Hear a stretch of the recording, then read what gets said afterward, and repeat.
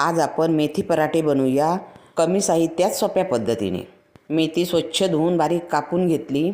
आलं, लसूण, हिरवी मिरची यांचा ठेचा, गव्हाचं पीठ 2 चमचे, बेसन, हळद, लाल तिखट, मीठ, ओवा हे सगळं एकत्र करून लागेल तसं पाणी घालून जरासं तेल घातलं आणि घट्टसर गोळा मळून घेतला आणि 10 मिनिटांसाठी झाकून ठेवलं। 10 मिनिटांनंतर छोटे छोटे गोळे करून असे पिठामध्ये घोळून ते लाटून घेतले।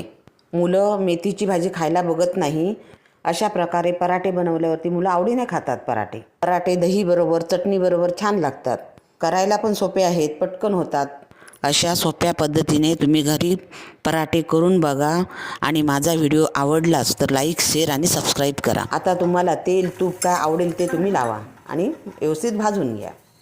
अशा प्रकारे आपला मेथी पराठा तयार झालेला आहे। पूर्ण व्हिडिओ बघितल्याबद्दल धन्यवाद।